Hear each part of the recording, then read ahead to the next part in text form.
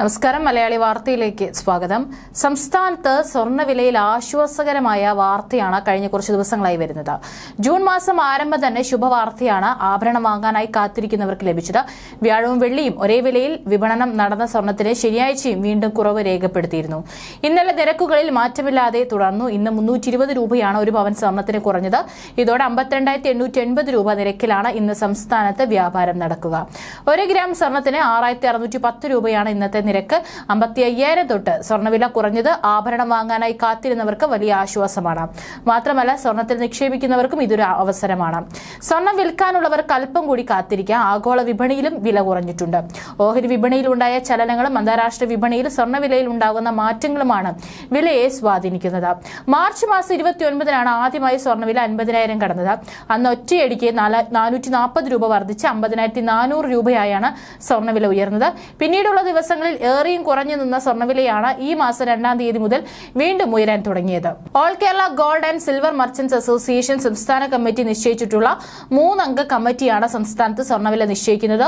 ഓരോ ദിവസത്തെയും ഡോളർ വില, രൂപയുടെ വിനിമയ നിരക്ക്, രാജ്യാന്തര വിലയ്ക്കനുസരിച്ച് ഇന്ത്യയിൽ 24 കാരറ്റ് സ്വർണ്ണത്തിന്റെ ബാങ്ക് നിരക്ക്, മുംബൈയിൽ ലഭ്യമാകുന്ന സ്വർണ്ണത്തിന്റെ നിരക്കുകൾ, ഇതെല്ലാം അവലോകനം ചെയ്താണ് ഓരോ ദിവസത്തെയും സ്വർണ്ണവില ഇവർ നിശ്ചയിക്കുന്നത്.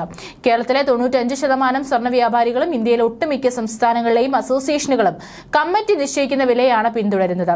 24 കാരറ്റിന്റെ സ്വർണ്ണവില GST അടക്കമുള്ള തുകയിൽ നിന്ന് GST ഇല്ലാതെയുള്ള വിലയെ 916 കൊണ്ട് ഗുണിച്ച് ലഭിക്കുന്ന തുകയെ 995 കൊണ്ട് ഹരിക്കുമ്പോൾ ഒരു തുക ലഭിക്കും. ഇതോടൊപ്പം 35 രൂപ ലാഭവീതം ചേർത്താണ് 1 ഗ്രാം 22 കാരറ്റ് സ്വർണത്തിന്റെ അന്നേ ദിവസത്തെ വില കണക്കാക്കുന്നത്. മെയ് മാസത്തിൽ പവന് 55,120 രൂപ വരെ വില ഉയർന്നിരുന്നു. പിന്നീടാണ് താഴാൻ തുടങ്ങിയത്. കഴിഞ്ഞ കുറച്ച് ദിവസങ്ങളായി വില തുടർച്ചയായി ഇടിയുകയാണ്. ഇന്ത്യയിൽ ഓഹരി വിപണിയിൽ വലിയ ഉണർവാണ് ഇന്ന് കാണുന്നത്. ഇന്ത്യൻ രൂപ കരുത്ത് വർദ്ധിപ്പിക്കുന്നുണ്ട്. ഡോളറിൽ ഇടിവുണ്ടാവുകയാണ്. എണ്ണവില നേരിയ തോതിൽ കയറുന്നുണ്ട്. കഴിഞ്ഞ ദിവസം പുറത്തു വന്ന ലോക്സഭാ തെരഞ്ഞെടുപ്പ് എക്സിറ്റ് പോൾ ഫലങ്ങൾ നിക്ഷേപകരിൽ ആശ്വാസമുണ്ടാക്കിയിട്ടുണ്ട്. തുടർഭരണമാണ് എക്സിറ്റ് പോൾ പ്രവചിച്ചത്.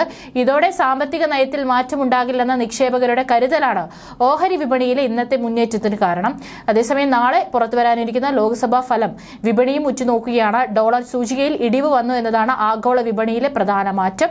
104.59 എന്ന നിരക്കിലാണ് സൂചിക. ഇന്ത്യൻ രൂപ കരുത്ത് വർദ്ധിപ്പിച്ചിട്ടുണ്ട്. ഡോളറിനെതിരെ 83.07 എന്ന നിരക്കിലാണ് രൂപ.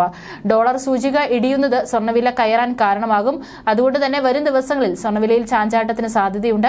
എണ്ണവിലയിൽ നേരിയ മുന്നേറ്റം പ്രകടമാകുന്നുണ്ട്. ഉൽപാദനം വെട്ടിക്കുറച്ച നടപടി ഏറെ കാലം നീളുമെന്ന വിവരമാണ് പുറത്തു വന്നിരിക്കുന്നത്. ഇതാണ് എണ്ണവിലയിൽ മുന്നേറ്റമുണ്ടാകാൻ കാരണം. അതേസമയം പശ്ചിമേഷ്യയിൽ സമാധാന സാധ്യത കാണുന്നത് ആഗോള വിപണിക്ക് പ്രതീക്ഷ നൽകുന്നു. സമാധാന നീക്കങ്ങൾ സജീവമായിട്ടുണ്ട്.